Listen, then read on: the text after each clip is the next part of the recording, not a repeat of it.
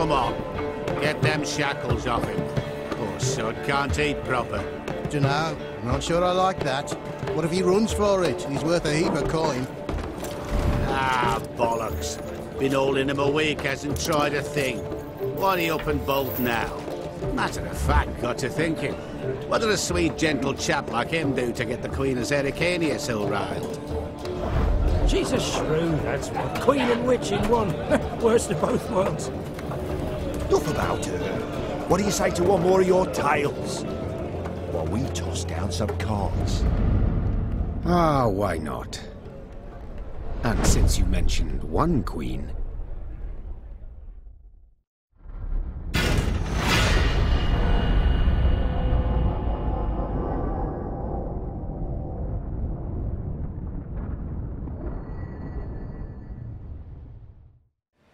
The year 1267. War hung in the air, its scent palpable. The mighty empire of Nilfgaard stood poised, greedily eyeing the northern realms just across the Yaruga. In light of the threat, the realm's sovereigns met in summit. They made declarations, pledged fraternal assistance, forged alliances, and then, in good spirits, dispersed. Among them, Meve, Queen of the Twin Realms Lyria and Rivia. Know the name? Heard her beauty extolled? Justly so. Remarkable she was. Not for her graceful exterior, but for her persistence and courage. Where was I?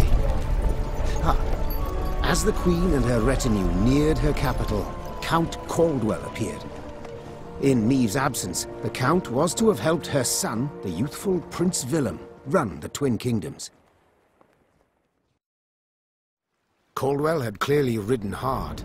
Drops of perspiration dangled from his whiskers, his neck red and chafed from a ruff, starched stiff. Hail, Your Majesty! Delighted to see you in good health. The summit, it ended fruitfully, I hope? Yes, at its end letters were exchanged, documents signed. Paper. Time will tell of what value. That will suffice as cordialities go, Caldwell. Tell me what's happened, for I sincerely doubt sheer longing prompted you to ride out. Indeed, Your Grace. Another circumstance inspired me to do so. The strays of Sparla, the bandits, I was to tend to during Your Grace's absence. The situation's gotten out of hand, I fear. Steady, Caldwell. Come now. Deep breath. All right. Speak. What has happened? Be precise. As Your Grace ordained. I set out and was nipping at the bandits' tails for long.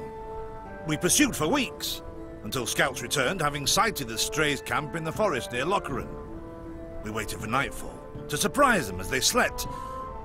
Alas, it proved a ruse. We found the tents empty. Straw-stuffed dummies round the fire. Soon, we learned that as we waited for the sunset, the strays had snuck away, rounded our positions and ridden to Hawksburn. I beg your pardon, my lord. The tax collectors. That is where they station.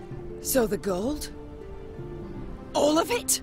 It's stolen, Your Grace. But I shall do all in my power to recover it. This I vow. If it be Your Grace's wish. After weeks in the saddle, Your Grace's wishes are modest. A hot bath and a night's sleep in her own bed. Yet, they shall have to wait. I must look personally to this matter.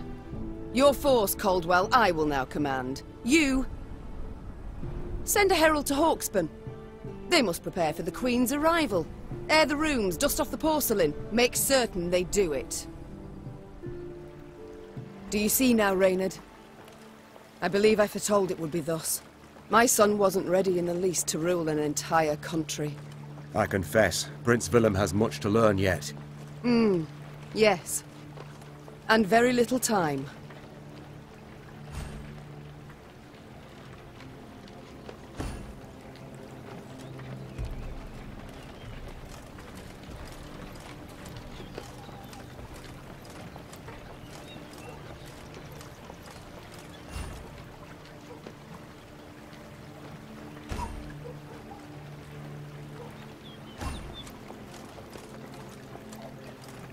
Thought it were bandits riding in. Milka. They stretched her over a fire till she told them where she buried her gold. Rather die than tell him she would. But I know where she kept it. Sit tight. Sketch it out for you.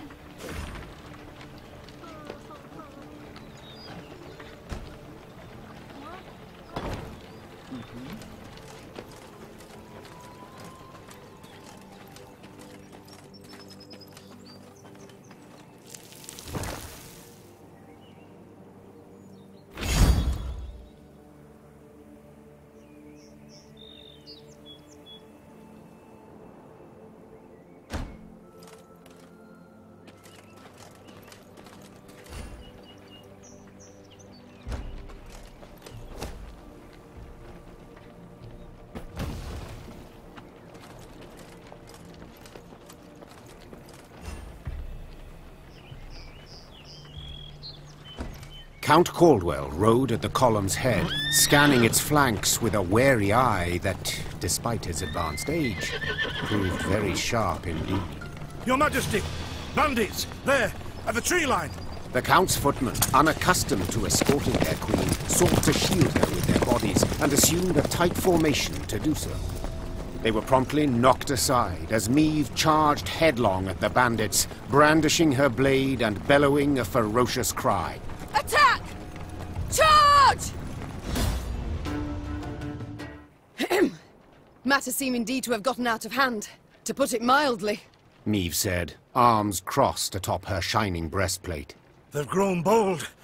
Doubtless after the raid on the manor, the tax collectors. I've not heard of an ambush on the high road afore. Caldwell explained, avoiding his liege's wrathful gaze. Enough, Caldwell. We must put things right. Come! The Queen's retinue set out, cavalry in front, infantry and arbalists close behind, and, following in the rear, the bandits, bound in chains.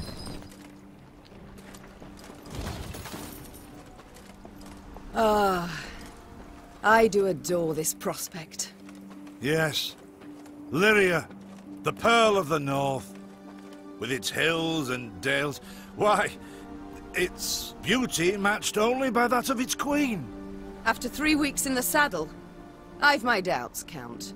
We shall pitch camp here. Our soldiers need respite. A spell of it they deserve.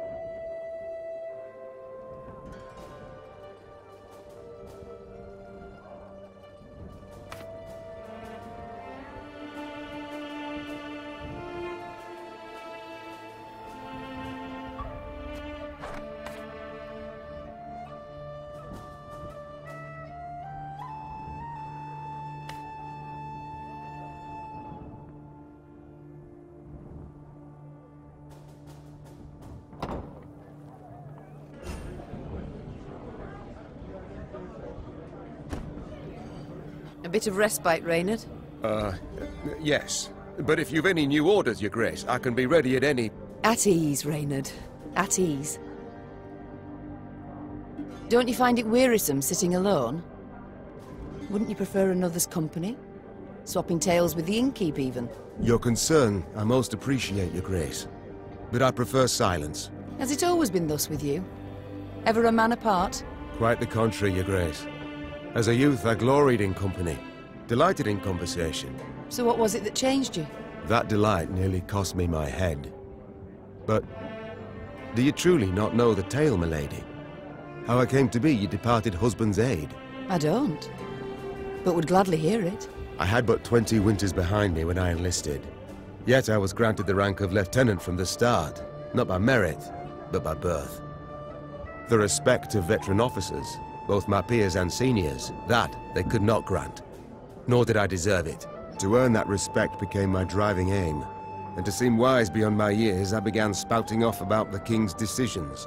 This maneuver Reginald botched. That he failed to think through. And yet elsewhere he'd blundered like a schoolboy. Well, a brilliant strategist Reginald was not. They dubbed him the courageous, not the cunning, for good reason, I dare say. It was not long before I was clanking about in shackles. Another officer had reported me.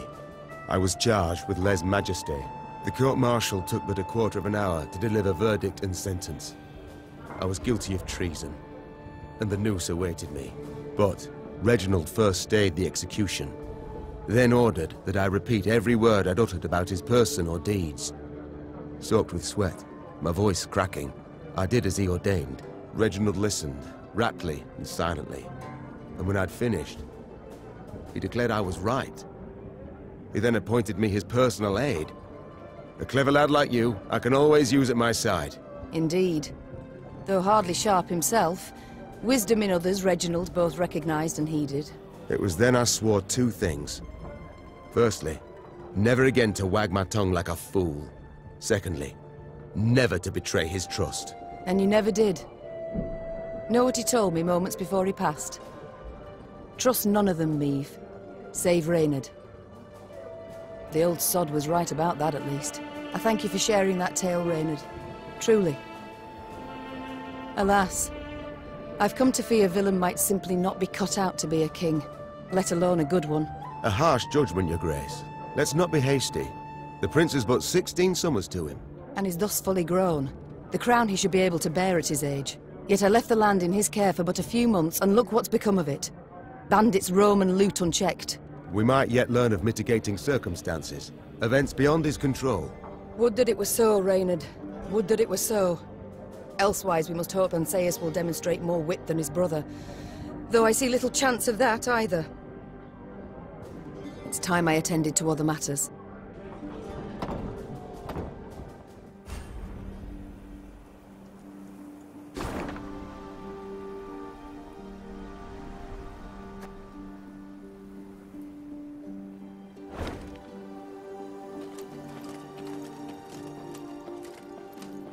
Is this what I pay taxes for? To be robbed along the high road, and in broad daylight, no less? Were it not for mandatory merchant routes and stacking rights, why, I'd have gone round, through Sodden.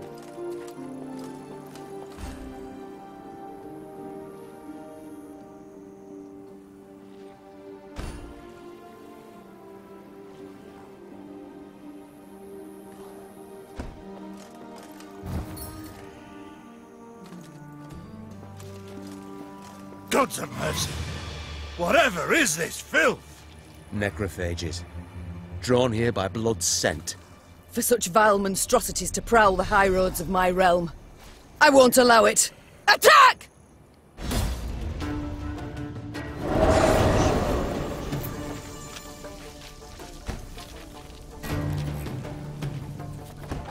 Fog in broad daylight, with the heat positively sweltering. Have we to do with some manner of sorcery? We shouldn't exclude the possibility, my lord. And great caution we must exercise.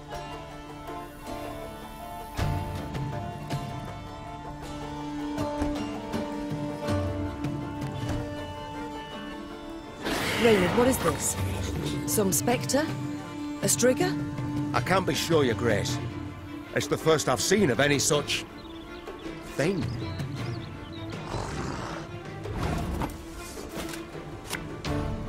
Should have listened to me, old lady. These carrion eaters. I know them. Appeared on my estate last spring, enticed by the corpses of those of my sheep that fell. Harmless at first. Until, that is, they fill their guts. Seemed to become quite powerful then.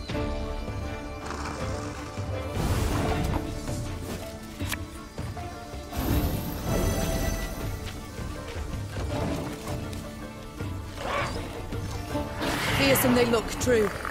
But they bleed just as we do. Onward! Slay the filth!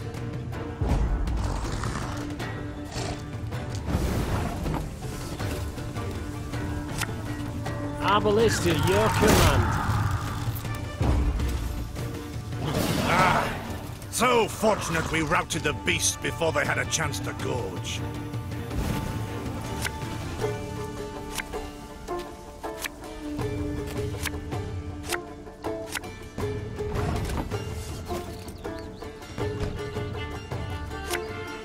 This harvest will be reaping black-clad heads. Your Grace, yet more come. They fill their bellies, ma'am. This doesn't bode well. Oh no, not well at all.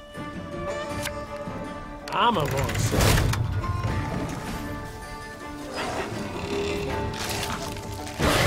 Curses. Strong as steers they've grown. And they show no fear. Frenzied, my lady. It's bloodlust. They lose all instinct to survive, feel no pain whatever. I've witnessed this before. Your Majesty, we must give ground. Fall back. We can't win. Must minimize our losses.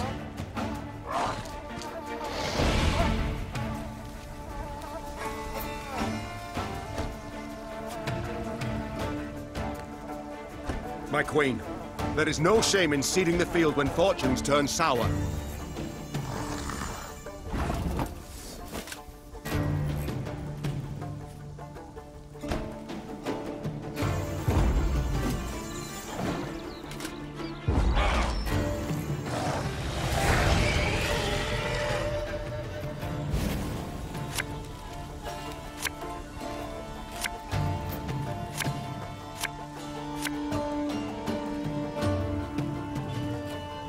Victory must be ours now. We shall not retreat. Arms at the ready. Attack! Look there! Yet another abomination. Ugh, that stench. My salts. Where are my salts?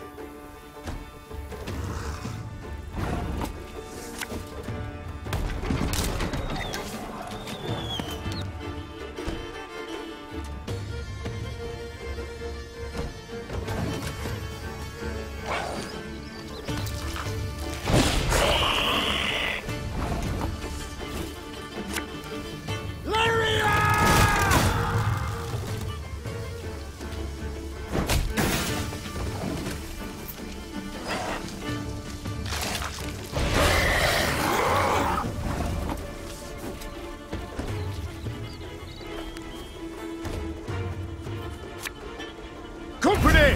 Forward march!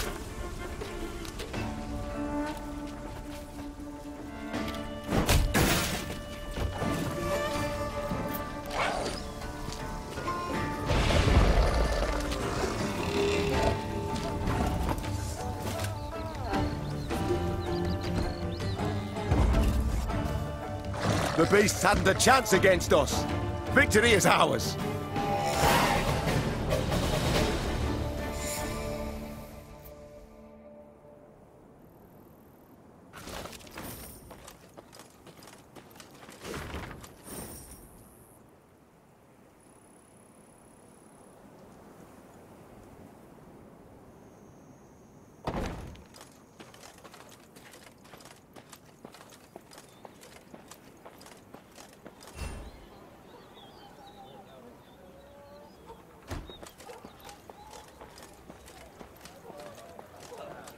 Lady, the masks they're wearing. Soon, Queen and retinue arrived at Hawksburn. The men stationed there they found standing at attention, baking under the blistering noonday sun. Your Majesty, Count Caldwell. Stand at ease, Sergeant, and report. The local peasants we've rounded up in the yard, Your Grace. Expect they might have lent the bandits aid. Yet our courtesy hadn't inspired them. They haven't peeped a word. Might it please Your Grace to summon the hangman? He ties a noose for them, should have them jabbering right quick. I'll speak to them first. Your Majesty, for the Queen to question commoners, why, it's simply not proper. Whom for? I shan't be stripped of crown and titles for it, so no impediment do I see. Lead me to them. Bow low for your sovereign, Her Majesty, Queen Maeve of Lyria and Rivia. Have mercy, Your Grace. We bear no guilt, these simple folk. Calm your hearts, good folk. Though your queen I may be, you are subjects, not slaves. Maeve extended a hand, the royal ring gleaming upon it. Unfamiliar with protocol, a pleb gripped it firmly and gave it a shake as hearty as a good scrub in the tub. My, we shall be addressing one another by name afore long. This is an outrage! Guards! Grab him! I've all in hand, Caldwell. Forgive me, Your Grace. I'm not accustomed, nohow. Nonsense. You've a firm grip, a spry handshake, and a bold spirit I can respect. What do they call you, man? Helmer, son of Florence. Delighted, Helmer. Now understand me, man. I am in dire straits and in need of your aid. So please, answer my queries in full and forthrightly. The bandits, whom do they follow? Him, milady. We've seen him. No name, just an odd title. The Duke of Dogs, they call him. My, a blue-blood thoroughbred mutt. Where are he and his hounds bound? Did he say? That recall, Imogen? What do you name? A Gleeton or something? Clayton. Lord Clayton. His estate lies to the south. Sound the horns. Have the men form up. We march at once. Milady! Harbour no ire for the Duke. He's a good man. Gave us proper brass for the welcome we gave him. Shared what grub he had. Shut it, louts. The Queen's had her say.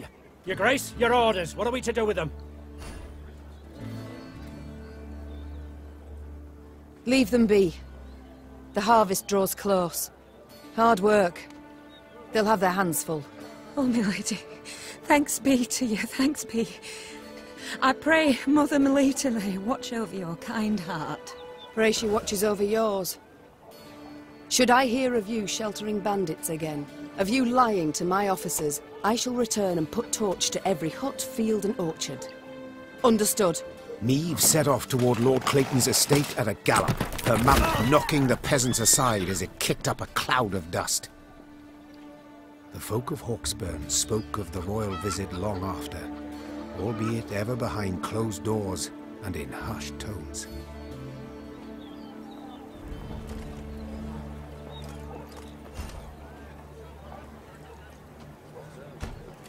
What is this, Reynard?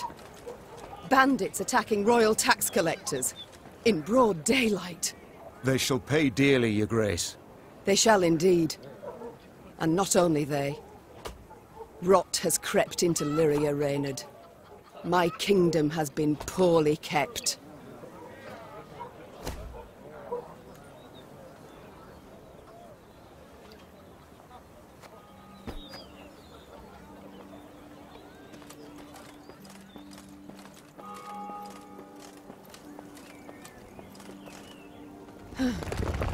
That rumble. What is it? Look out! Rock slide!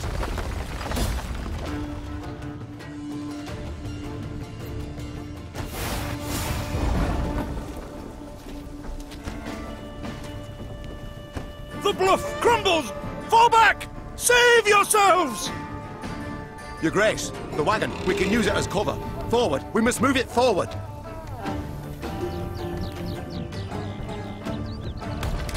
What now? You're far fewer than I presumed. Summon your comrades, damn it! Chop chop! Before I reach for my whip. Give me a time.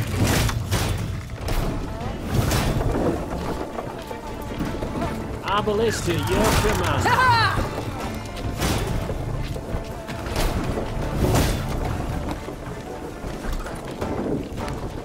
armor was. The wagon!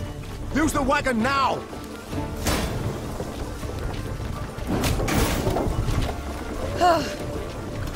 We've come through, Reynard. I thank you.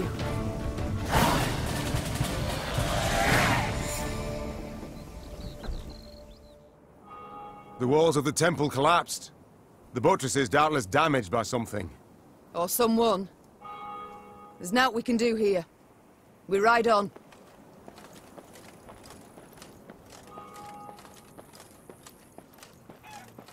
A peasant cart, loaded with a heap of hay, came rattling down the road from the opposite direction.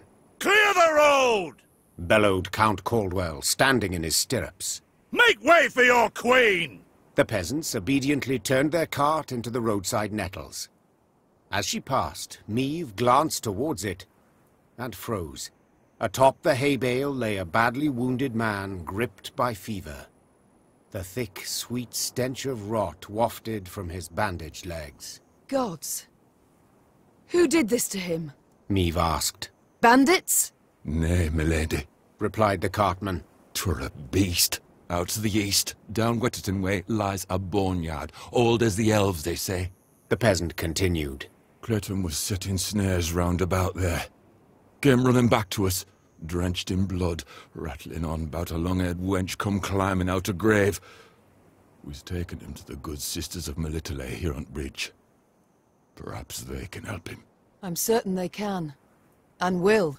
Replied the Queen, though just looking at the wounded wretch, she knew he'd expire before nightfall. God speed you on your journey. The Queen whistled, and her mare resumed its trot. Shall I send for a witcher, Your Grace? Caldwell asked. One of those freaks should make short work of the monster. Until we apprehend the bandits, I shan't allow a single soul to leave our company. Even on such an important mission as finding a witcher. Meve replied. Any who did would be captured at once. But, if fate brings us near Wetterton, perhaps we'll see to this monstrous harridan ourselves. Your Grace, we've only just fought beasts and scarcely escaped with our lives. This she-beast will take a silver sword. Magic formulae. Yet a dozen arbalists will have to suffice. The Queen said, calmly but firmly. And please, Caldwell, do stiffen your spine a bit. Now onward.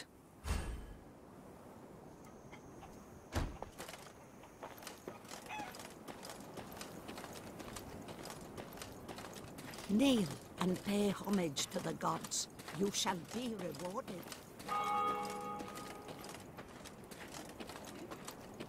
Travelling the high road, they heard the bells of a temple to Mother Melitele, situated at some distance. Meve turned towards Reynard. What have we today? A sacred feast? Not that I recall, Your Grace. The Queen's brow darkened, her hands clenched into fists on her reins. Then they sound the alarm. Follow me! Stained glass shards glinted in the grass. Bits of down, ripped from quilts, wafted through the air.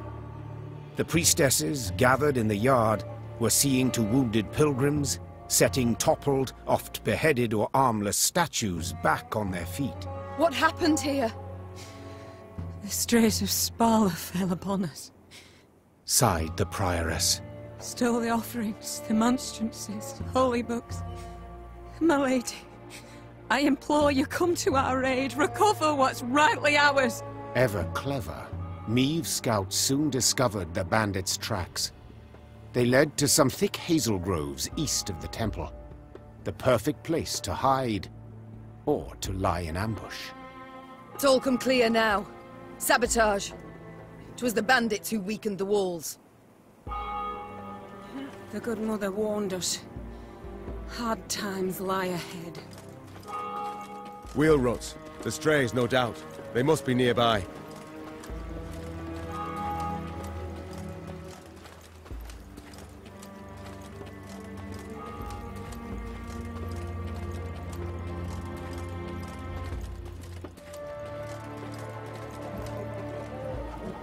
The bandits had pitched camp in a nearby wood. Spirits buoyed by the wine they'd stolen from the cloister cellar, the brigands had not posted sentries. Another round! To the sisters! Neve's soldiers were eager, insistent, that desecrators would be punished. Yet only the Queen could order the assault. High time we put these strays on a leash. Spat the Queen, spurring her horse. To arms! Follow me! Tankards clattered to the ground as the strays reached for their weapons. The brigands would not even fathom giving up without a fight.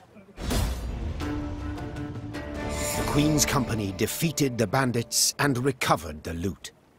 Silver chalices, reliquaries lined with mother-of-pearl, gold-embroidered robes. The priestesses would be grateful to have their treasures returned, Your Grace. They would pray ardently for your victory. Reynard opined. Yet, you could also keep the silver, expend it on the war effort. And who's to say which, prayer or coin, would be more useful? Hard times the realm now endures, the Queen said, after a pause. Yet this can't justify a lapse in principles. No. We must defend them all the more. Neve ordered everything returned to the priestesses. All of it, down to the last gulden. Moved by the Queen's gesture, some of the novitiates joined Meve's ranks, aiming to bring succor to any Lyrian wounded in battle. Queen and company rode off, with no gold to show for their toil, but most certainly richer in spirit.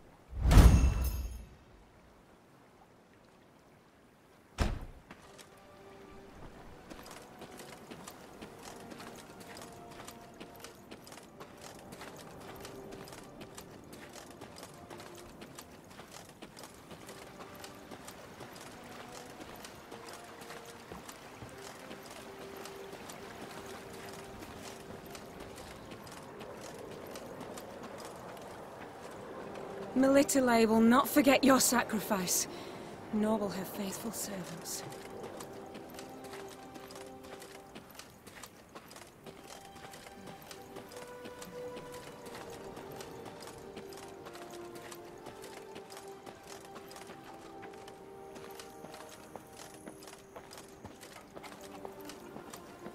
Beware, some bandits on thy road round on.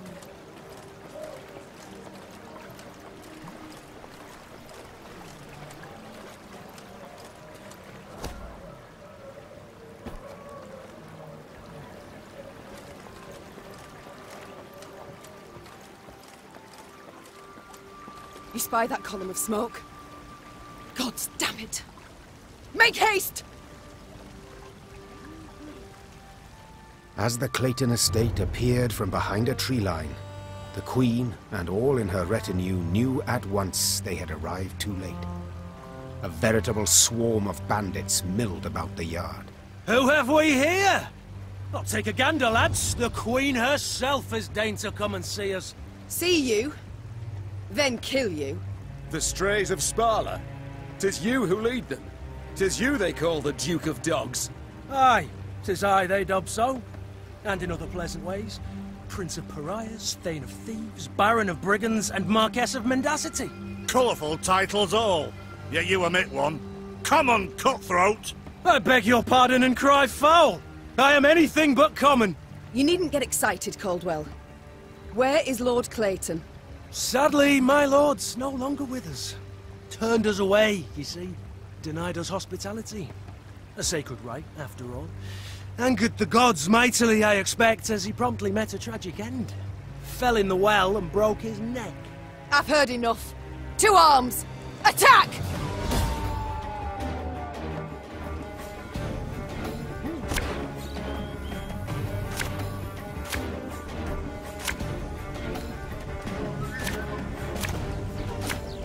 Ho, lads! What say we throw this queen a ball? The chase is on! There's a time to reap, a time to sow, and a time to die. Ow!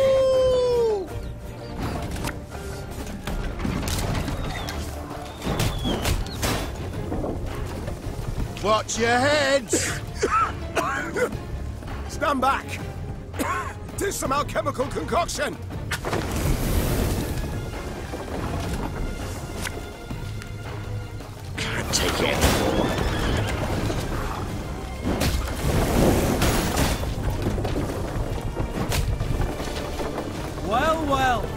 My congratulations.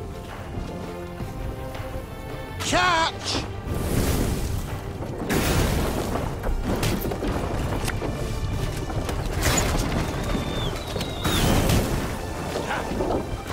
Fuck, our arse is moving.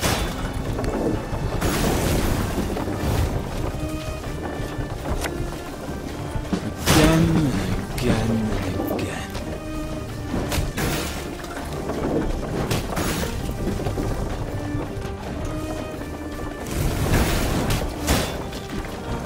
No time for that.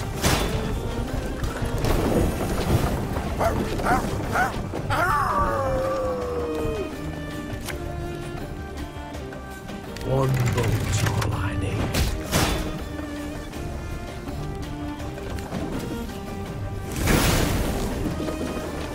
Go, hop, hop.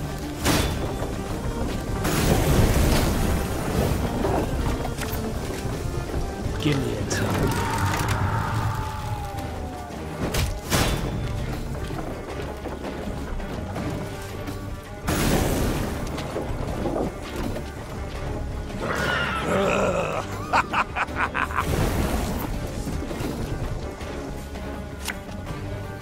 We must trust each other.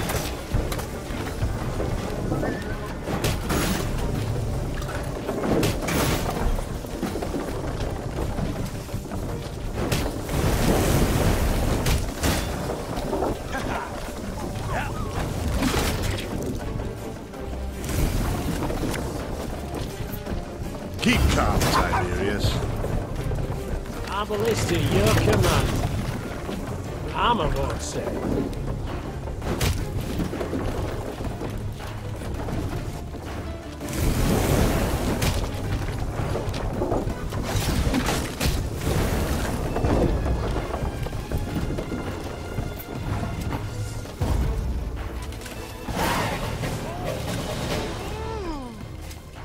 Bravo, Your Grace.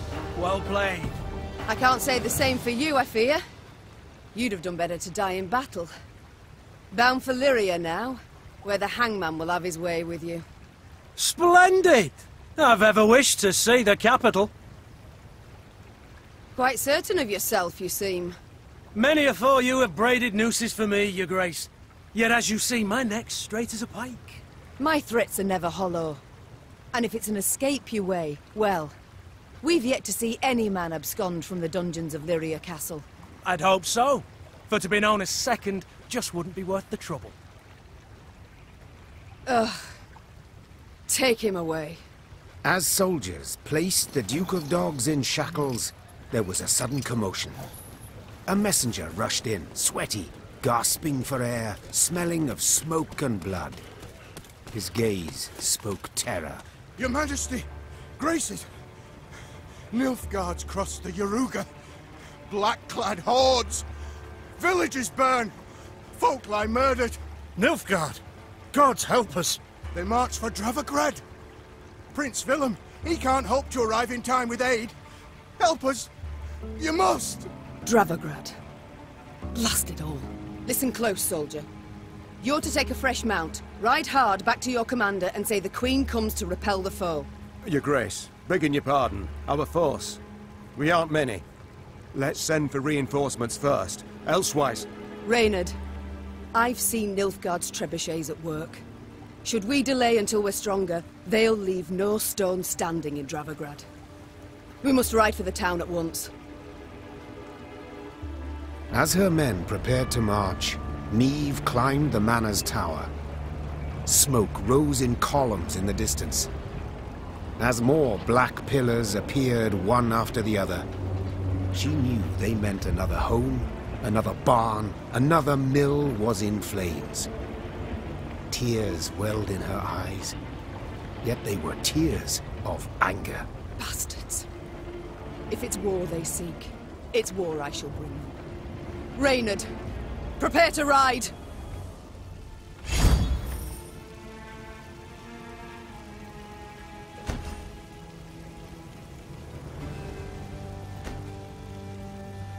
First bandits, now this. Misfortune does indeed come knocking twice. In hobnail boots. tramping upon my land. Nilfgaard shall regret this. I swear on all that is sacred and blessed. Suddenly, Maeve's force found itself marching straight towards a Nilfgaardian company. To the Queen's surprise, the invaders did not immediately assume battle formation. They proceeded instead in her very direction without a sign of panic. The man leading the Nilfgaardians was clad in rich robes. He exuded pride and the scent of musk. I am Traern Vardifir, Your Majesty. I was asked to present your esteemed grace the ultimatum of the forces of the Empire of Nilfgaard. The envoy cracked the seal on a scroll, unfurled it, took a deep breath, and began to read. I, General Ardal Ebdahi, demand the immediate and unconditional surrender of Lyria and Rivia. Elsewise, I will burn down every city, town, village, and temple, place all your subjects in chains, and your armed men, defeated and captured, I will hang along the roadsides as a warning to all others in the barbarous north. As the final threat echoed in Maeve's ears, the envoy put away the scroll and stood waiting for her answer, a mocking smile on his face. He allowed himself this insolence, believing the immunity accorded diplomats would shield him from any form of royal ire.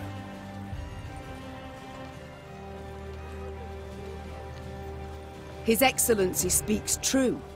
We Nordlings are barbarians, without exception, answered the Queen. Though her voice was calm, most of those listening shuddered inside. We neither hold nor honor the standards of the civilized world. Among them, the immunity of envoys. At the...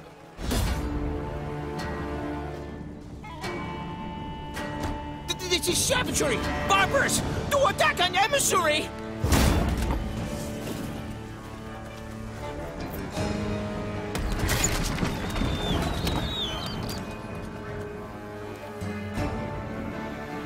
Army's a waste of time for one like me. One bullet's all I need. My lady, Your Majesty, you must stop this!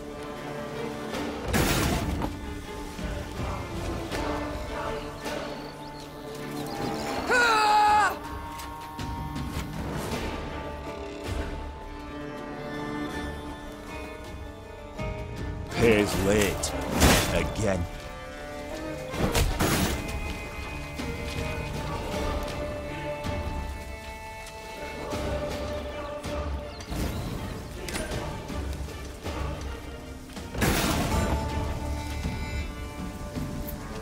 Her Majesty knows what she's doing.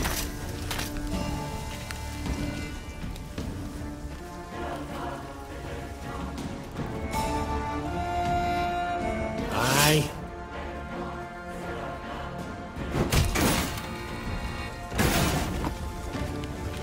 Give me a target.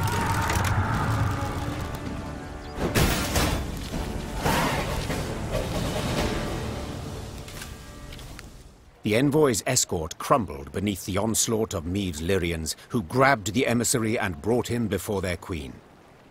Robes torn and head blooded, he no longer exuded imperial pride. Your Grace, what would you have us do with this pompous arse? I want him shackled in iron collar and manacles. To the capital we shall take him, and in the castle dungeon he shall taste of northern hospitality. The envoy's jaw opened, but no sound, no protest came forth. The Queen's irate stare drilling into him, he simply swallowed audibly. Traherne var Fatifir, usually silver-tongued, remained utterly silent the rest of the way to the capital.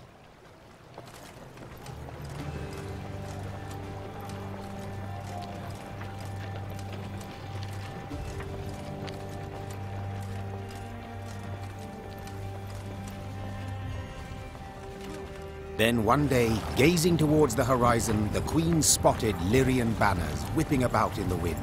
At long last, she said with a smile. Meve resolved to speak with the commander, one Baronet Eldar. It was the first time they met, and the youth very much impressed her. Yet instead of questioning Eldar about the foe's troop movements, Reynard took the conversation down a seemingly irrelevant path. And how's your father, if I may ask? In good health, I hope? Yes, though he still nurses that bump he suffered while hunting last winter. Yet he's not one to complain. I'll tell him you asked. Irritated at the trivial nature of the conversation, Meve gave her horse a dose of her reins and cantered off. Once Eldar and his men were safely behind them, she took Reynard aside. Reynard, this is no time for gossip and pleasantries. We are at war. Yes, Your Majesty. And in such times, little should be taken at face value. Even a man's name. Get to the point, Reynard. Eldar's father died a month past. His son, I venture, should have known as much. But that means... Oh, the bastard. Impeccable accent, though. I fear he's rather representative of what we face. Nilfgaardian spies are ever well prepared. Tell me, how did you know? He wears no mourning on his armor. Were it not for that, I dare say I might never have guessed. What are your orders, Your Grace? To observe these Nilfgaardian mummers? Assemble a force. Tell them to follow our new allies. Observe them closely. As you wish, Your Grace. Reynard's scouts did as ordered, watching the false Lyrians while themselves remaining unseen. Soon after, a scout returned with news that the false Lyrians seemed headed for Rastburg, a castle several leagues to the north.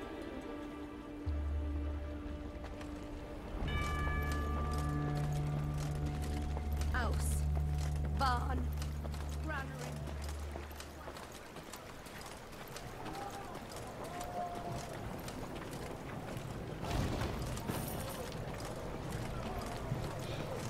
The false Lyrians approached Rastburg Castle. They sought to convince the defenders to open the gate. As their commanders negotiated with the commander on the ramparts, the remaining infiltrators crouched hidden behind a wall, awaiting the signal to rush forth. Time for Baronet Elder to join his falsely claimed father, muttered the Queen. Follow me! The Nilfgaardians found themselves in a clinch. As boiling oil and tar rained down on them from the walls, they attempted to retreat. Yet Meve's halberdiers cut off their path, and at the fight's end, Meve was victorious. The garrison commander now knelt by the body of the purported Baronet Eldar, in truth a Nilfgaardian spy. He shook his head in disbelief. He addressed me by name. Knew our watchwords. Why, if you hadn't come along, Your Grace, I fear even to think on it. Let this be a lesson, then. Trust no one, not a living soul.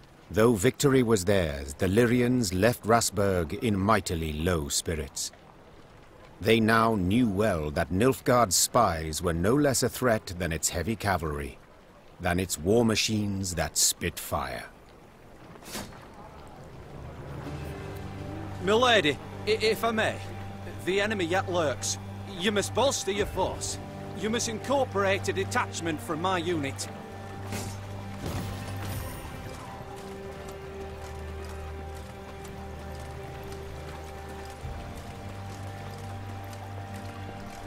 What the devil is going on? Where are our reinforcements? Why does Willem not ride out to face the foe, relieve besieged towns? I can't say, Your Grace. We haven't had a single scroll from the Prince. Gods be damned. I've the impression I'm alone in fighting the Blackclads.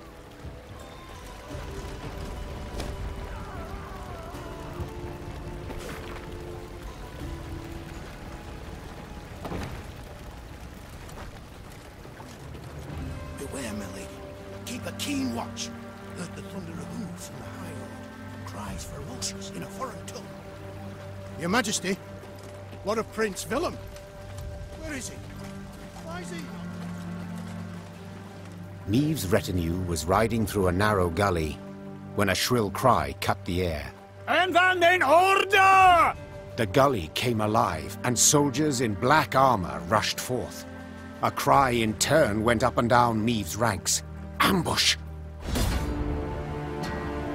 After the skirmish, the Queen's troops brought several Nilfgaardian prisoners before her. Reynard, who had the best command of their mongrel tongue, interrogated. His first question? How many battalions were marching on Dravograd? Kes Zagdran ep Dravograd ven. The prisoners whispered feverishly, then one spoke on their behalf. They would answer no questions until the Queen pledged to free them in return. The Lyrian soldiers saw this as arrogance, and said as much. Conditions they're giving us now? Sons of whores! I say, we find a tree with a strong bough, several...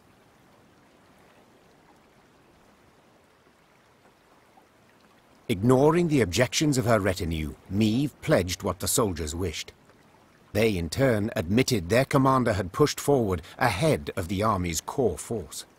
He now awaited reinforcements that would let him take Dravograd. The prisoners claimed these units would march through the village of Turnifen. To lay there in ambush. Hold them. They could not join forces. Reynard whispered, leaning in towards the Queen. We would gain the advantage for the decisive battle. Meve had obtained invaluable information, while the prisoners would gain their freedom. Or so it seemed at the time. I would ask you to pledge to not reveal our position to your commanders, said the Queen. Yet so eager were you to share your army's secrets with me that your word is of no value. Leave my sight. Once the Queen's words had been translated, the prisoners breathed a sigh of relief. Freed, they ran as fast as they could towards a wood, glancing back to make certain there was no pursuit. But Meve kept her promise.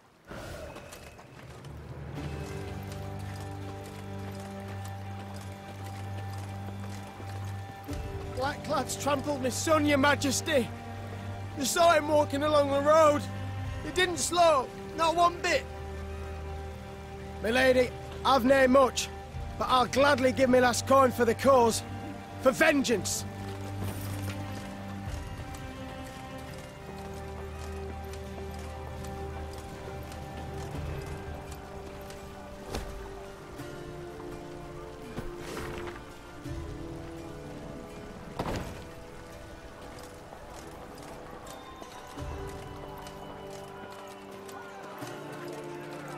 Meve and company passed by a village evidently pillaged by the Nilfgaardians. From afar they had heard cries, but as they drew near they recognized them not as cries of grief, but as cursing, cries of anger. Give him a proper walloping, the scoundrel! Mercy, good folk! I've done nothing wrong! The villagers stood gathered near the hamlet's center, surrounding an elf, bloodied and cowering.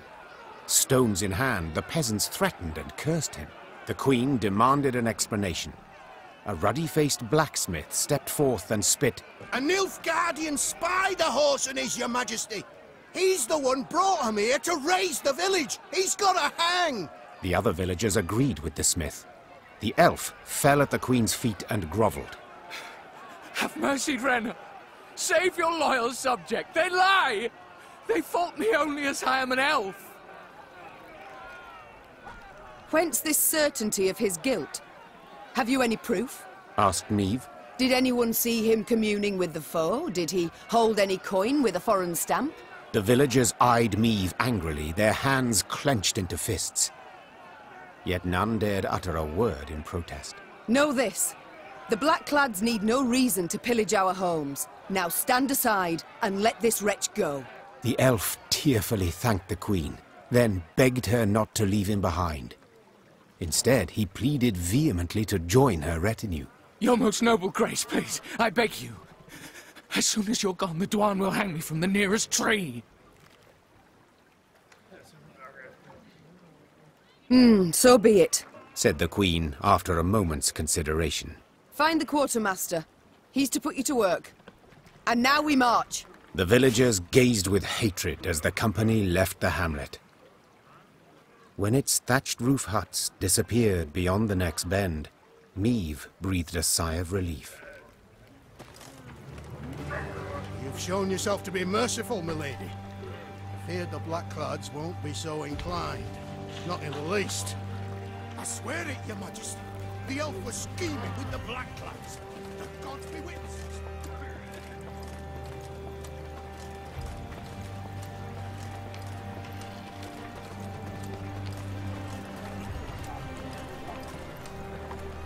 Meave's force made its way to the place the prisoners had indicated, a quaint village named Turniphen. And indeed, soon a cloud of dust appeared on the horizon. A large enemy force approached. We await your order, Your Grace. Reynard peered at Meave expectantly. Meave could not let this opportunity pass. The Nilfgaardians marched on, oblivious to the threat. As soon as they found themselves within range, she signaled her arbalists to loose their bolts, then led her cavalry in a charge. At them! Follow me! Geot! Thus Meave led her force to victory. Historians would later term this encounter the Battle of Turniphen. Those Nilfgaardians who survived it spoke of a terror on the field. A woman warrior in gilded armor spattered with blood, her blows so powerful as to pierce the heaviest breastplate, the thickest buckler.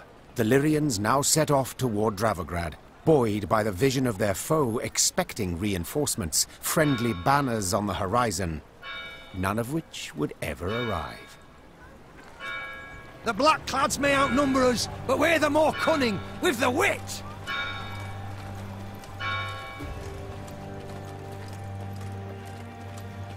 The men of this Nilfgaardians, your defeat the gods. They fear not your torches.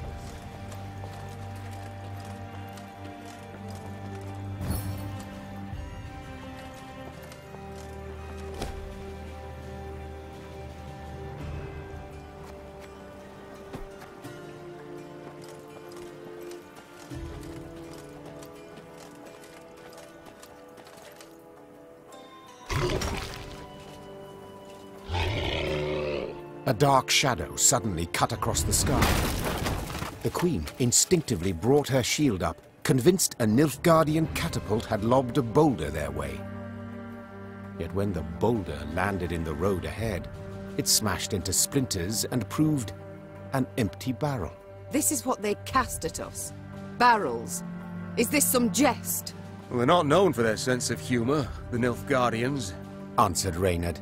Meave stood in her stirrups, squinted, peered into the distance, and let out a hearty chortle.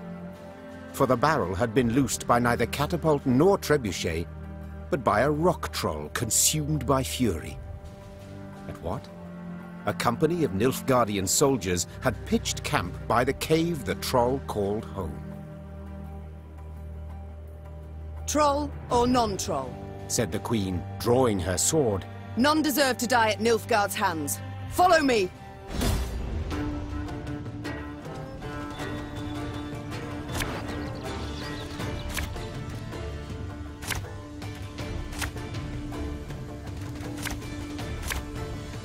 Lawrence! Essayr to the Avian! For shoot! Protect the troll!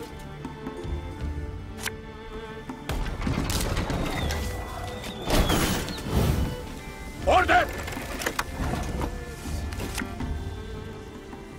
Again and again and again.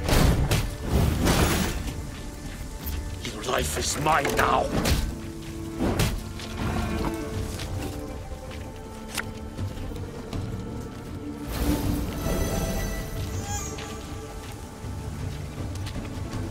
One bullet's all I need.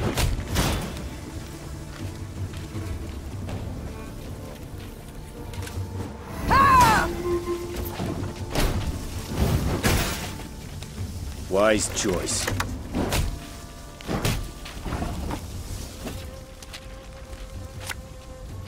Give me a target.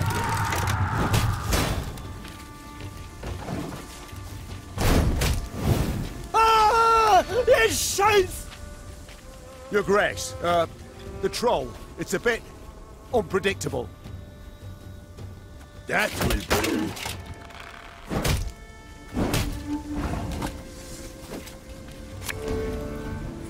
Armor's a waste of time for one like me.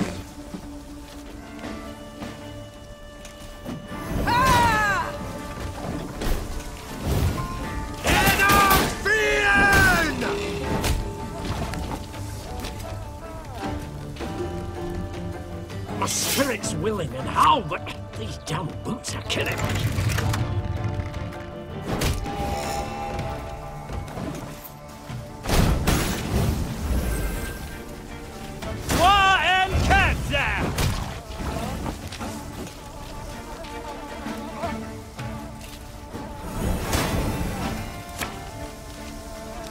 What? Who dares? I'm a monster. Lyria!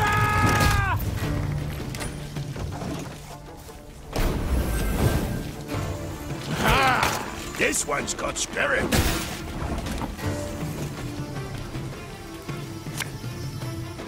Left, right, left, right.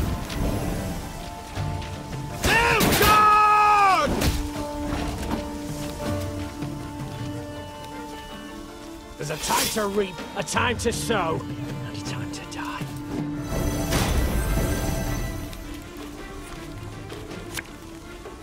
Aye. Catch him! He's worth 20 florins!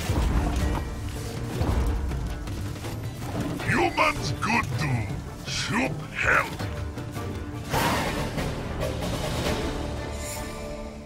The Lyrians smashed the Nilfgaardian force. The troll, having grown suddenly pensive, gazed and picked at the invaders' corpses.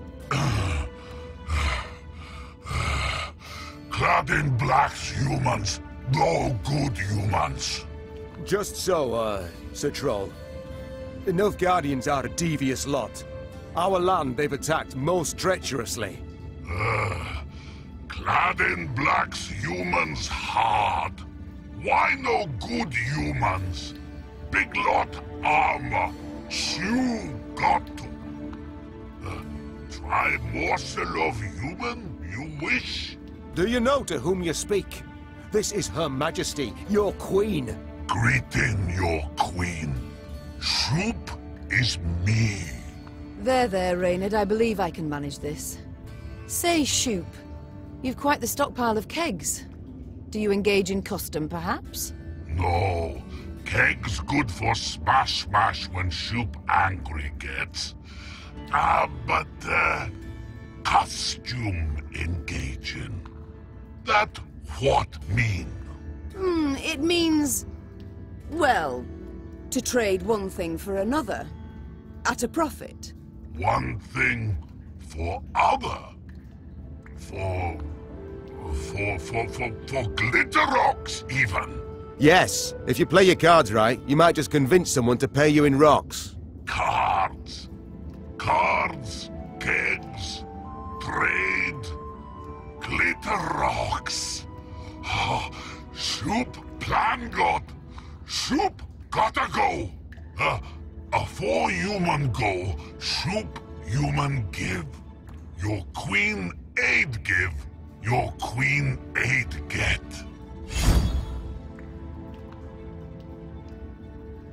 The troll turned on his heel and ran out of his cave, his destination known only to himself. As she moved to leave, a hunch told Meve the world would yet hear of this troll named Shoop.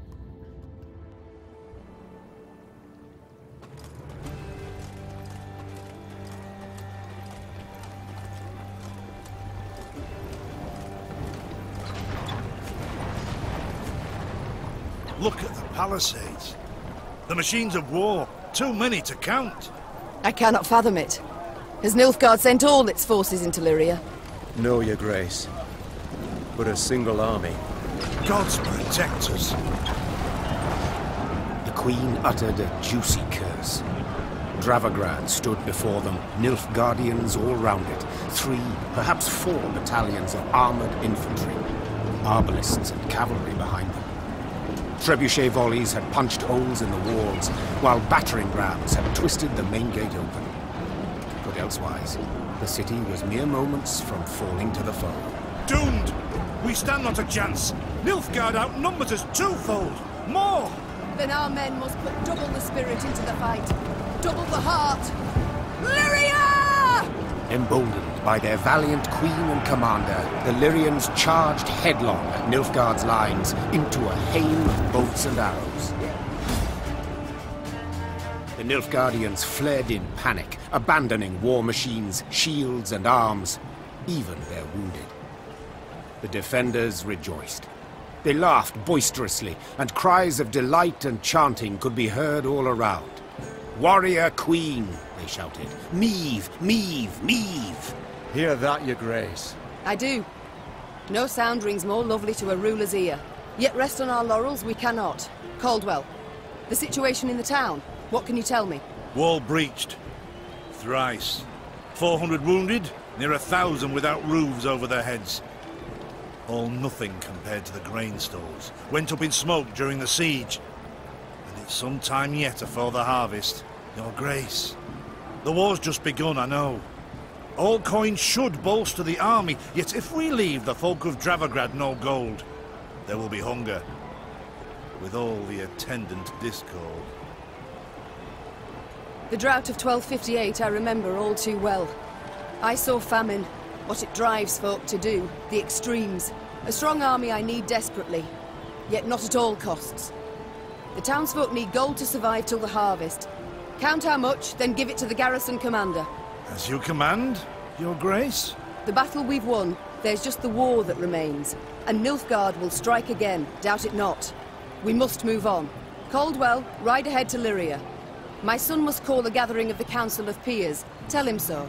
We'll have much to discuss. Reynard and I will follow with the troops. We shall seek out any Nilfgaardian stragglers, prevent them from rejoining the main force.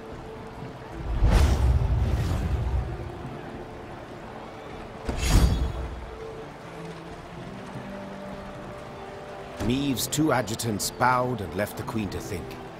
She was hungry, sore from the fight, spent.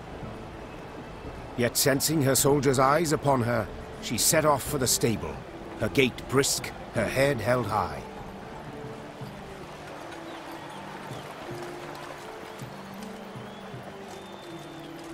Golden armor, golden air, reaps blackclads like grain! Meve! Meve! Meve!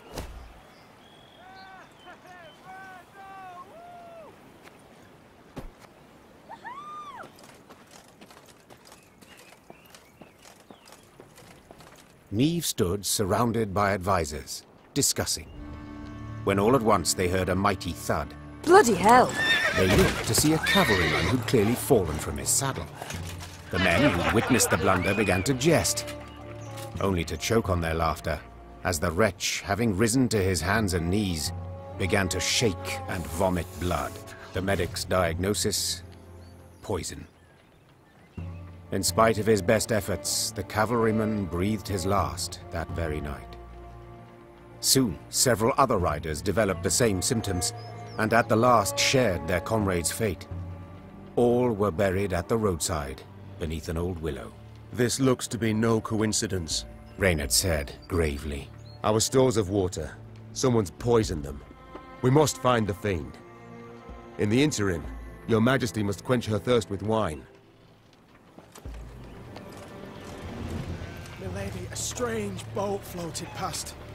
Thought it Imperial, but it flew not black sails, but red uns. Deep red, like blood. Where's Yanko? 'Twere dawn I sent him into the field, but he's not returned.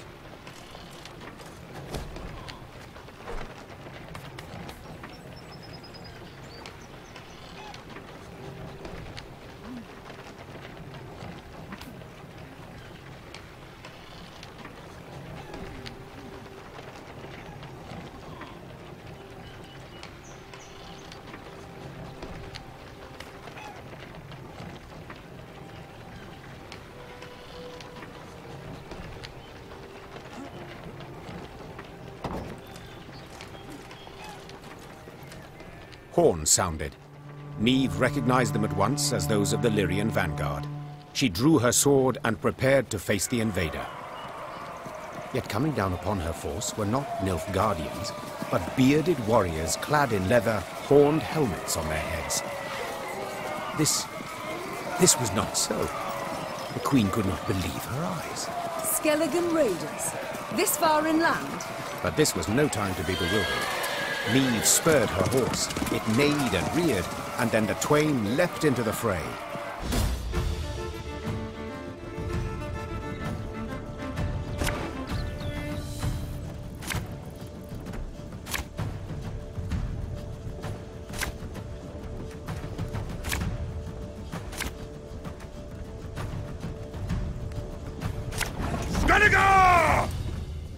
Reynard, what the devil? Sea raiders here!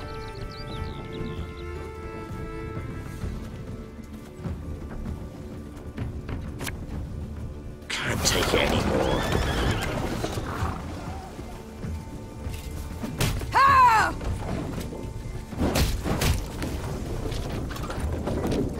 The gods are with us!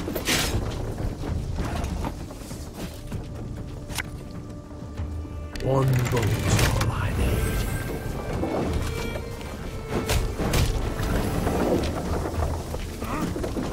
Let us put our steel to the test!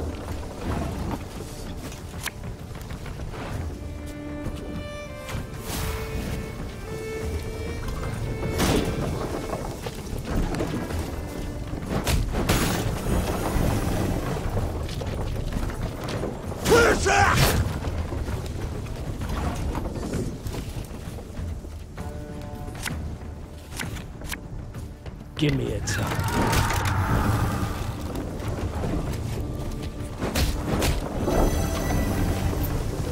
We'll ransack your temples! Wipe ourselves on your vestments! For blood!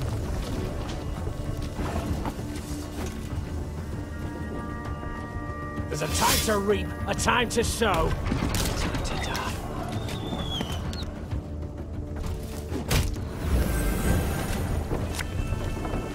Ours is not to reason why.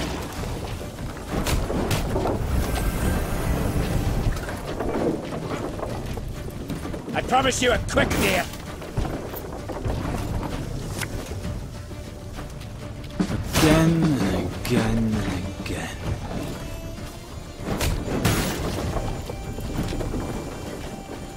Oh, you got a bad case of Lord's back.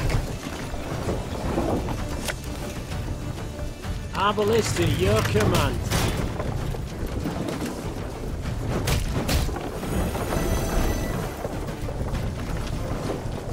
What is it?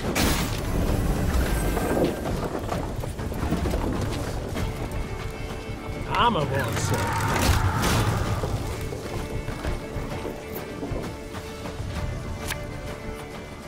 Got any victuals? Hungry like a wolf, I am.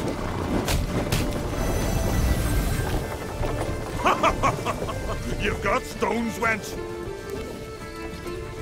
You've sailed into troubled waters, mate.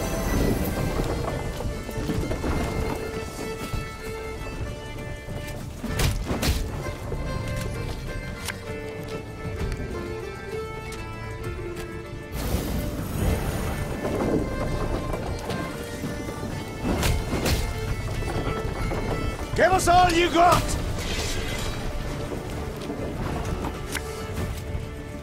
Aye.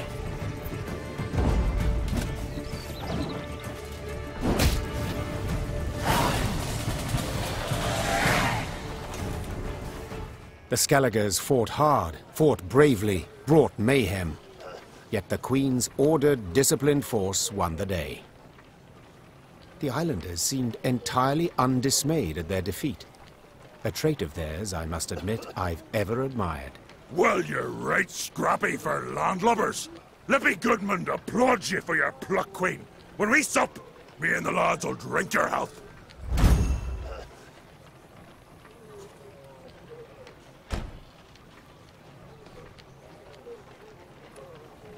That we shall yet see, sir. We must know something first.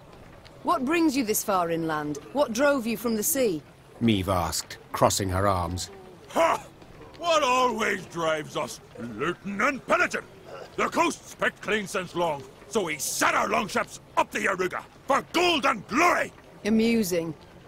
I always assumed you to be honourable folk. And who dares to claim elsewise? Your very actions do so. You've attacked a land preoccupied, a land already at war with invaders, but I suppose it makes sense. You've ever feared to attack Imperials? The Queen prodded gently. What did you say, wench? Gudmund had quickly turned red with rage. I'll prove just how wrong you are, I will! Why, we'll be drinking mead from Nilfgaardian helmets for sundown! Follow me, lads! Maeve smiled as she watched the islanders gather their gear and prepare to march. She doubted not in the least that Gudmund would honor his pledge. Here the damage seems not so great. It appears Nilfgaard's not yet turned its forces towards the capital. We're likely to encounter no more than pathfinders and foragers. So I hope.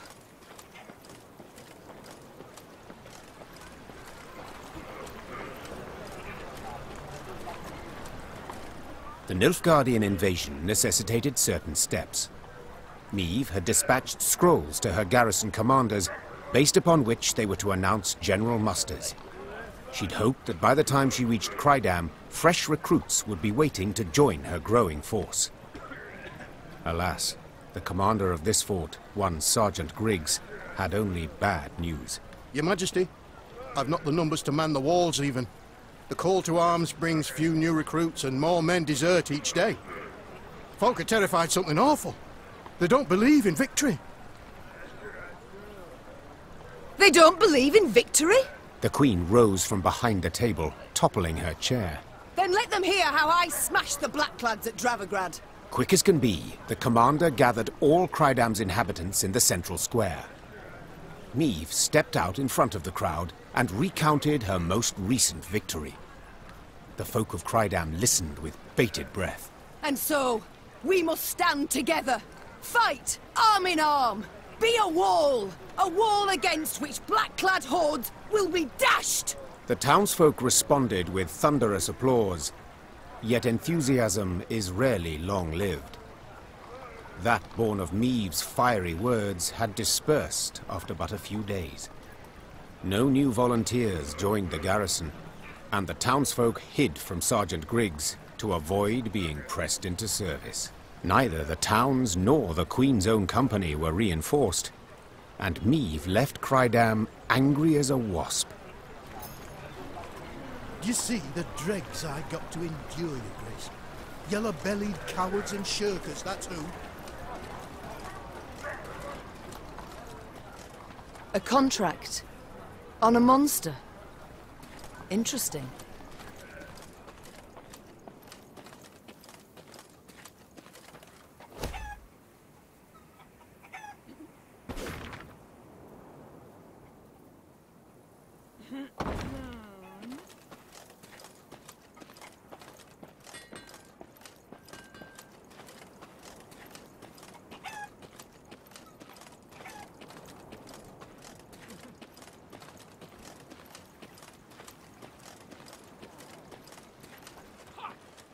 As Maeve and company traversed the ruddy meadows, strident voices reached their ears. I beg your pardon. I've heard enough. A duel. I challenge you to a duel. A duel? Nonsense. I'd sooner lay you across my lap and give your arse a thorough flailing, you scoundrel. The Queen approached the arguing parties. Two nobles, Lords Cartwright and Mansfield. Quickly she ascertained they were up in arms over ownership of an orchard lying between their estates. Assisting both nobles, their kinsmen, armed to the teeth, prepared to leap at each other and crush heads. Upon spotting Maeve, the lords lowered their voices, bowed and presented themselves. Yet they could not keep their ire fettered long, and were soon casting aspersions again. Your Grace, Mansfield has seized it. No, stolen my land. Land that has been in my family for generations. It is my recompense for your reckless deeds. To burn down me mill in Furchin for a bit of sawdust in your flour?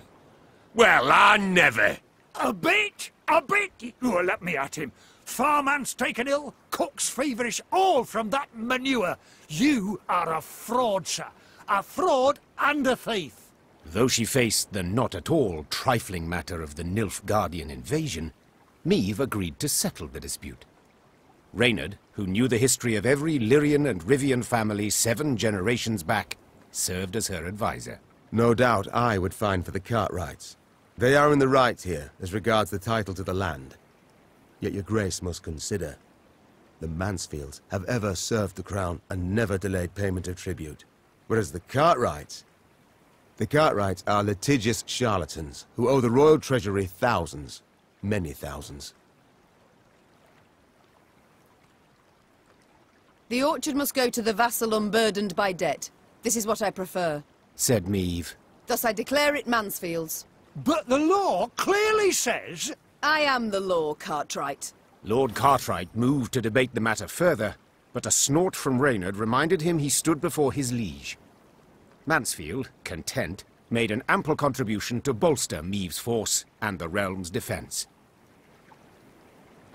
Ha ha ha! So you see, my dear Cartwright, justice has been served.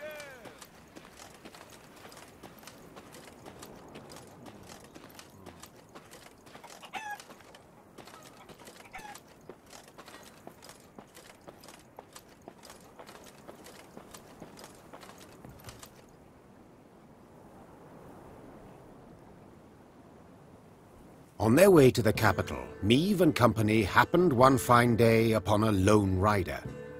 Had I been at her side, I would immediately have recognized his passionate gaze and altogether chivalrous mien. Identify yourself, sir, and your intent. Ache of Denel I am dubbed, and my design I never conceal. The good book says the world is a garden which the gods once conferred upon man. And we men have this garden neglected.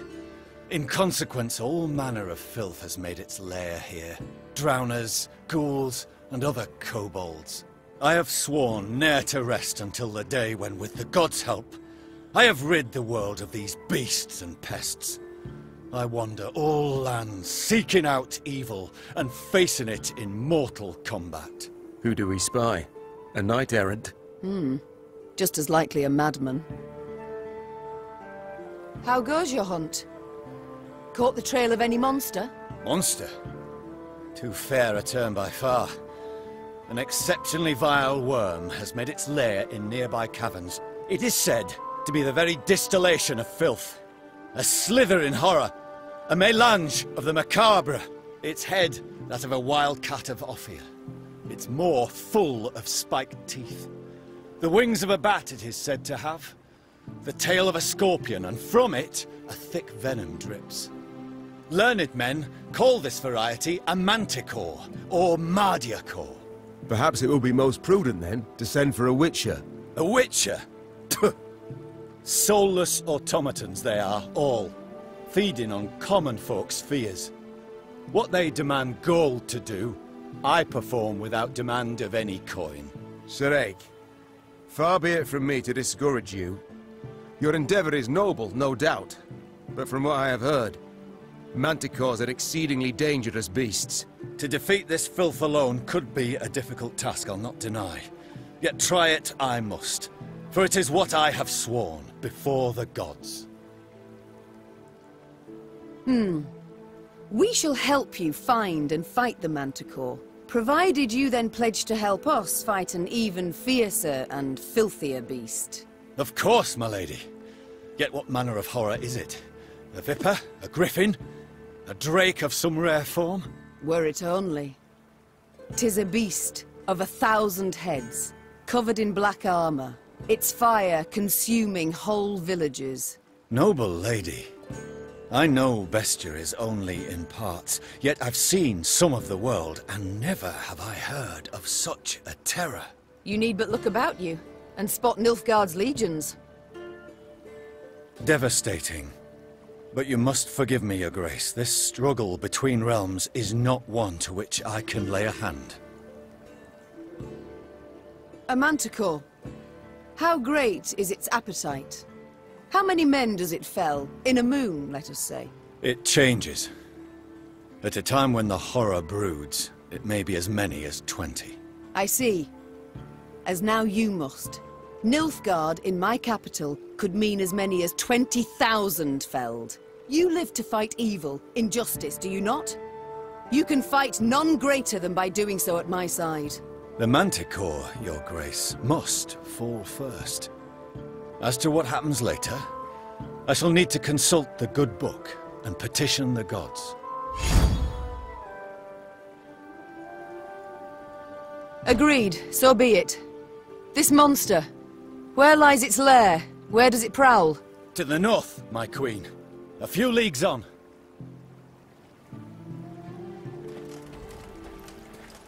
Not a scrap. Nothing to bury. Blood's all that's left behind. 'Tis in these ravines. The beast is near. I sense it. At the furthest depth of the winding, gloomy canyon, scouts found the maw of a great cavern. Among the boulders outside it, whitening bones lay strewn. Ake dismounted and drew his blade. By the god's grace, we've found the beast's lair, he said, lifting his gaze to the heavens. We need them but to extend their favor as we battle the filth. Meve cast a critical eye at her shield. Wood clad in leather and thin plate. Enough to stop a sword, certainly, but would it protect her from a beast's raging blow? Noticing her hesitation, Reynard approached the Queen and said, Your Grace, none will utter a disparaging word should you step back. But they will think them, replied Meve. And that's bad enough. The war has begun. I can't appear weak to my fighting men. Without awaiting an answer, Meve strode into the cave. The rest of the company followed, equally full of fear and faith in their queen and commander. Moments later, a great and powerful roar filled the cavern.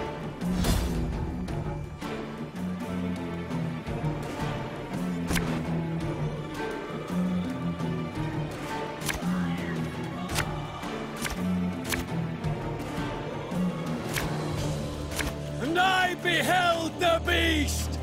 Profane horns didst adorn his wicked brow! Gods protect us.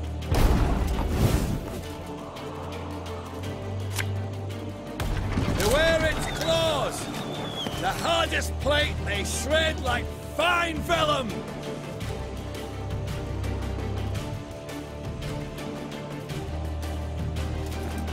Ha!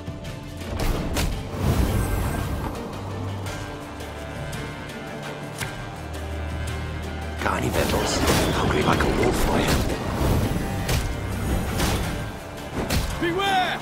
Its tail flows with deadly venom! Left, right, left, right.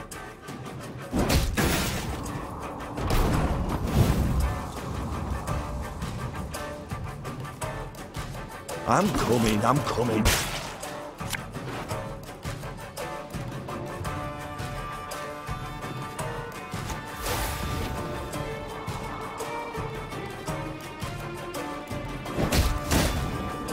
To the ground with you, pestilent filth!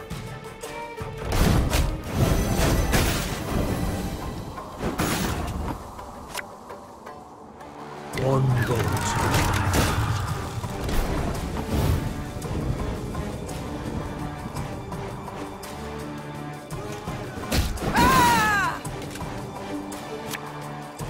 Give me a time.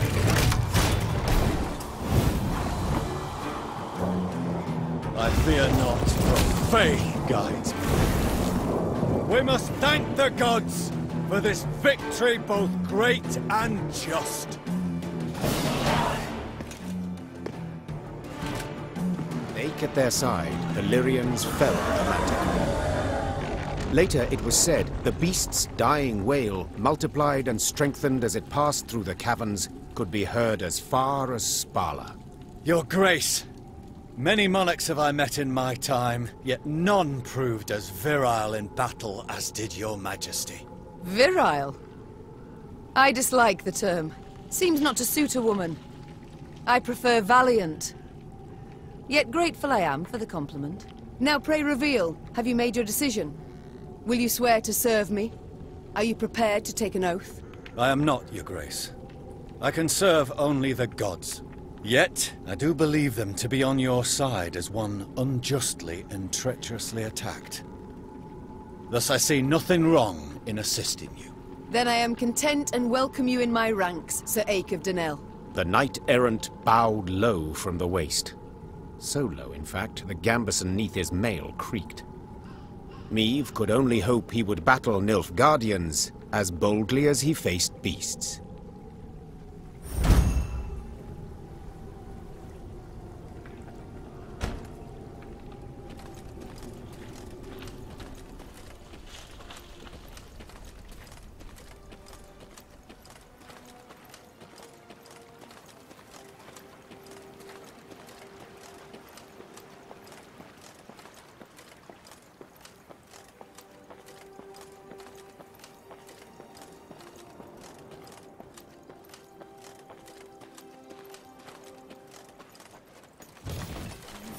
One of them golden sons belongs on the side of my own ship!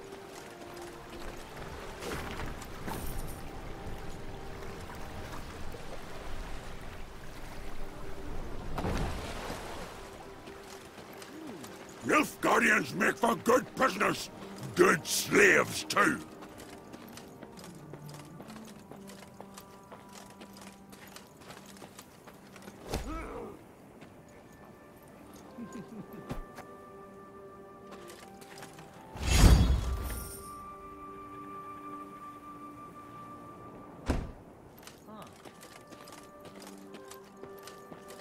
What's a folk moving about of late?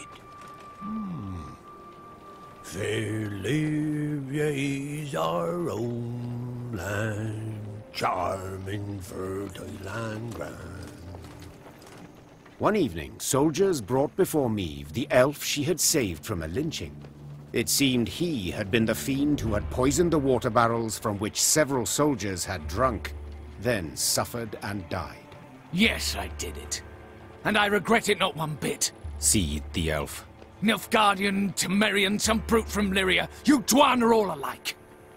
I detest you. All of you, your filth for what you wrought with my brethren. I'm proud. I am that even a few of your kind perished at my hand.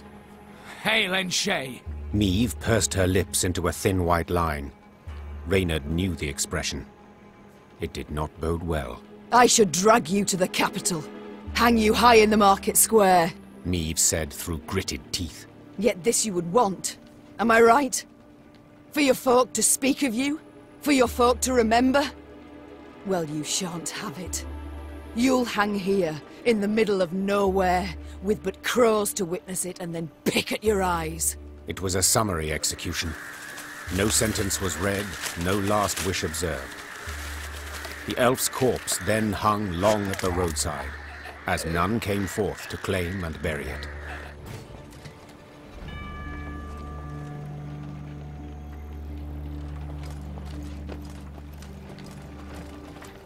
We welcome you home, Your Majesty. Home at last, Your Grace. We shall not enjoy it long, I fear. Soon we must face the black-clads in the field.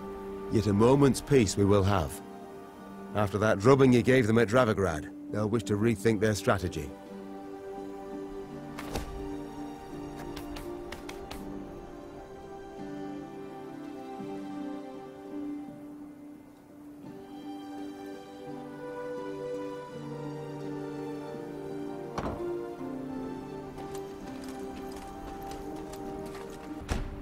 Meave had ridden out of Lyria in early spring, her retinue modest, as none larger was needed for the brief summit of sovereigns. She returned now to her capital, at the head of an army that dragged behind it bandits and Nilfgaardian prisoners in chains. The whole city came out to greet her. Its traders, craftsfolk, priests. Also, her eldest son and heir, Prince Willem. A boy who, it seemed, might never be prepared to rule. Meave and Willem rode side by side past the cheering throngs, their faces frozen in regal smiles. It was not until they reached the castle stables that they found a corner in which to speak freely, candidly. Welcome home, Mother. Content I am to see you, to be sure. And I'm happy to see you. Though I dare say I'd have been much happier to witness you leading an army towards Dravigrad. Willem, I trusted you. Left the realm in your care. Indeed. And I, in turn, did my utmost to choose the best course for... Willem, don't be so damned courtly. There's no one else here. My son. Nilfgaard has invaded our home. We're at war. When rulers don't strive and don't choose, when rulers grab their swords and shields and ride out to defend their subjects. You didn't let me finish. All right. Say what you wanted to, please. I feared I'd be hasty, Mother, and I didn't want to be. When we got word of the invasion, the lords convened at the castle. They demanded I hear them out. They wanted to give me counsel. If I'd rushed into the field to confront the foe, I'd have been half blind to the situation, not known all the options I had at my disposal. A ruler never knows all the options.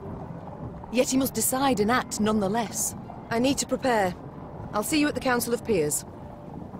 And indeed she did, when the peers convened in the throne room.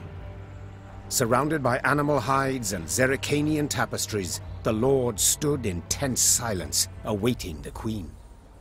When her figure filled the doorway, they fawningly prostrated themselves. We've myriad matters to resolve, so I trust you're well rested. Whatever the case, I've no doubt we shall meet the dawn afore we're done. Firstly, we must ask assistance. Pen a letter to King Demavend. Scribe, take this down. Dear... What? Uncle? Cousin? Blast. Again. I, Meve, by the God's grace, sovereign of Rivia and... Your Grace. Mother. The peers and I, we've come to propose another solution. Yes? Out with it. We wish to acknowledge Nilfgaard's authority. Pledge fealty to the Emperor. I beg your pardon. The black-clad hordes outnumber our forces manyfold, and they're far better equipped. We stand not the slightest chance against them in open... You will not lecture me about Nilfgaard's army, my son. All you know of them you garnered from coloured renderings, whereas I faced them at Dravigrad. I faced them and crushed them. But your grace, the losses! For this fleeting victory in which you delight, how many of your subjects had to perish? Bend a knee afore the Emperor, and you shall spare thousands. Nay, never! Understood, Caldwell? Not ever!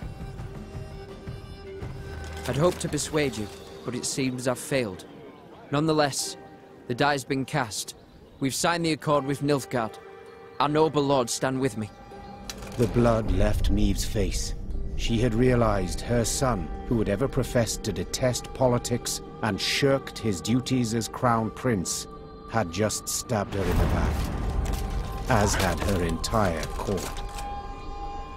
What is this? Treason to my eyes! The gallows is what awaits you! Willem rules Lyria now. And should you not acquiesce and approve the accord, I fear only you, milady, shall have the pleasure to meet the hangman. Don't get ahead of yourself, Caldwell. My mother will not be harmed. Not one hair on her head. Understood? Confine the Queen to the tower. You err deeply, my son. The Queen was confined to a cell. Gilded armor she had traded for a simple robe. A courtly retinue for a swarm of rats. She was the very picture of misery. At the window of her cell, gripping the bars, Meve stood powerless. Her anger so great she wept and wailed. Her Lyria was free no more.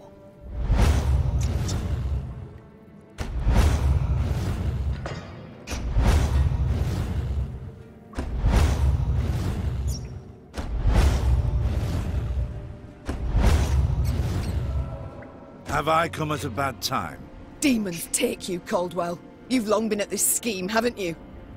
You left the strays of Sparla to roam the realm, to forage, so that I would have to look to them. And thus gained your cohorts the time they needed to complete Lyria's sail to Nilfgaard. You've seen through it all, that's clear. After the fact, of course. But still. Villain. You turned him. How? The boy's not fit to wear the crown. Hasn't sufficient wit nor valor. I know this. You know this. Just... he knows it not. Willem fancied himself a statesman. Wished terribly to prove he was one. I made it possible. I've been amply rewarded, I have. Palatine since just yesterday, in fact. You'll have neither my blessing nor congratulations. Sorry to disappoint you. I seek neither. I've come for another reason. To bid you adieu.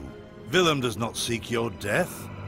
Does not even fathom it, as you well know. Moreover, his resolve will wilt in time, and he'll wish to free you.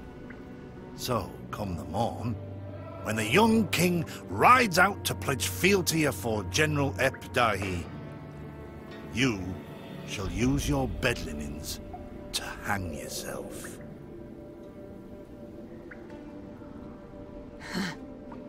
I see. You wish to see me bow afore you, lie prostrate, beg you for mercy, plough yourself with a pike, Caldwell. And you needn't send your thugs. I'll not falter nor hesitate. I'll take my own life. Adieu, your grace. And use your last evening wisely. Maeve felt a rush of despair, yet bit her lip to mute any weeping. No, she would not give Caldwell the satisfaction. Morning arrived with the sound of footsteps in the corridor.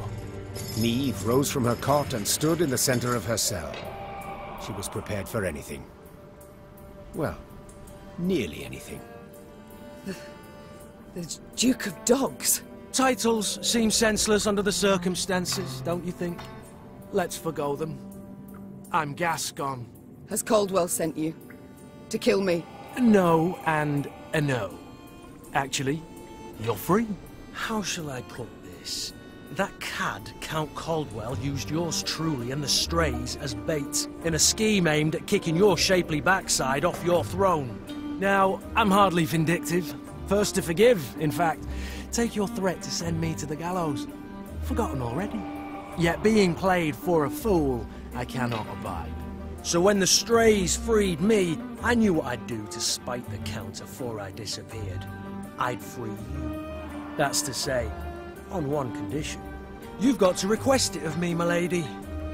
Courteously. Never. I'd rather die in this cell. Steadfast as ever. Even with death hanging over you. Colour me impressed, I must admit. Call it my loss, then. You are free. I'm grateful. Now please let me pass. I must get to the city jail at once. Would you look at this woman? Free her from one prison, she flies off to the next. They hold Reynard there. And if I've any ally left, anyone who's not betrayed me, it's him. I must get him out. Hold, my lady. Unarmed? Alone? Have I any other option? In a sense. See, they locked a few strays in the city pits, too. Got a common cause, I'd say. Care to join forces? The Queen took Gascon up on his offer. Then she, Gascon, and the strays snuck through the city to its dungeon. Reynard had not wavered for a moment in his devotion to the Queen. Never the slouch, he had also not lost any time. I've inquired among the other arrested soldiers. Many are prepared to fight, even die at your side, your grace. Seems they may yet get their chance. But now we must flee. All of us. Yet in leaving the jail, the company ran into trouble. When Caldwell's cutthroats had failed to find Maeve in her cell waiting for her secret execution, they had informed the Count. He, in turn, dispatched patrols into the streets. The Queen and her cohorts ran into one such unit. Blast. We shan't outrun them. To arms!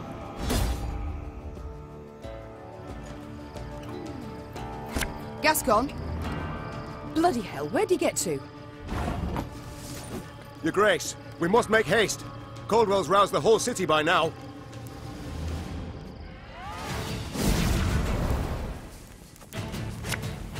There's a time to reap, a time to sow, and a time to die.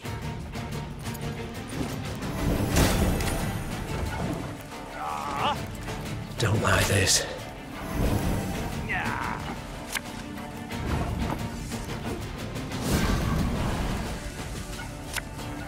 Aye. Our ballista, your command.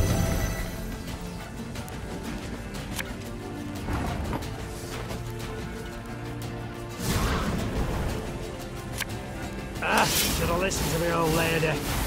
Didn't think I'd leave you just like that, did you? Honestly, I did. Cursed traitors.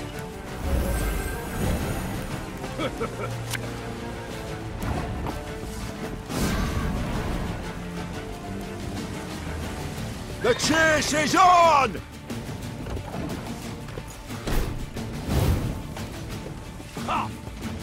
Again and again and again.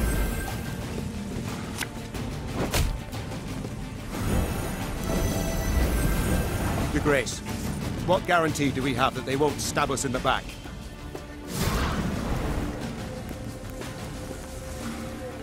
Watch your heads!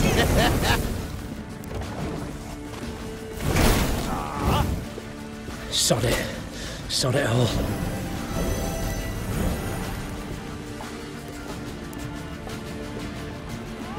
Back to the dust whence you came!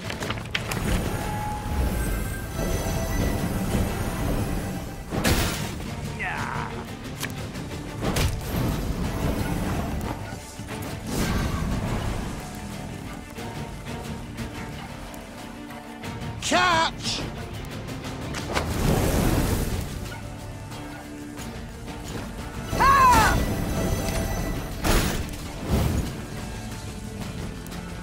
Army's a waste of time for one like me.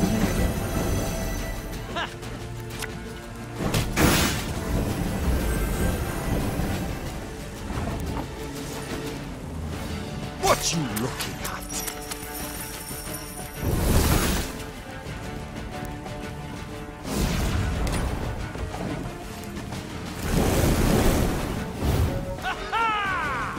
Oh, Lady Margarita told us of this.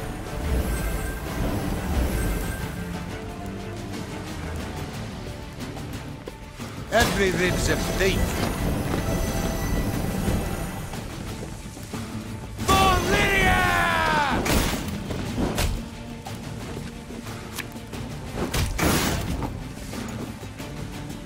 Ow!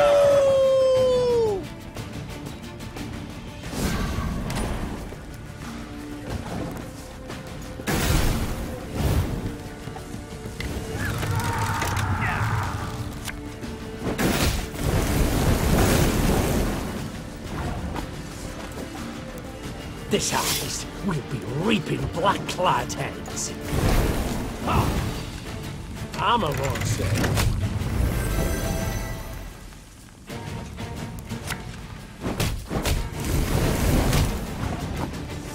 My spirit's willing and how, but these damn boots are killing me.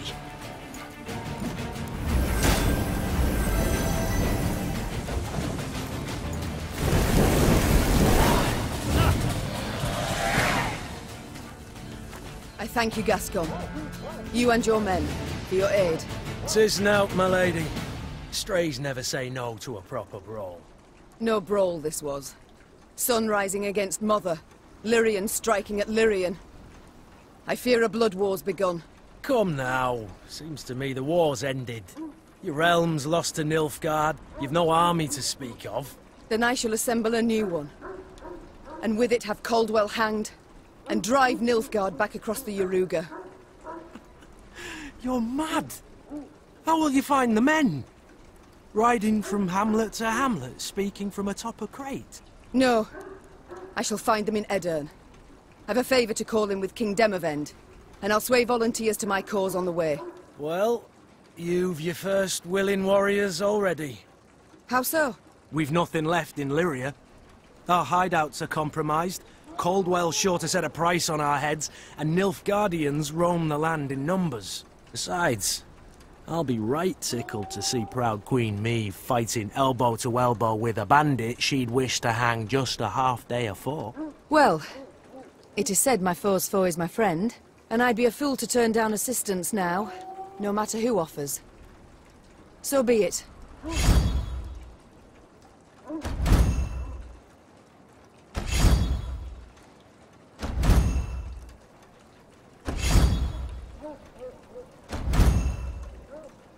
Very high-minded of you, my lady. So, shall we shake on't? Nay? Well then, the high road beckons. Though first we must escape the city with our lives. Follow me. Lyria was hers no more. Maeve now had to flee her capital and realm as quickly as she could. Wont to travel the city streets in a gilded carriage, the Queen now saw them from a slightly different vantage point. Is this the only way? Are you quite certain? The Queen is a common fugitive now, so she'd do better to pinch her nose and whinge not at all. At long last, Maeve reached the gate.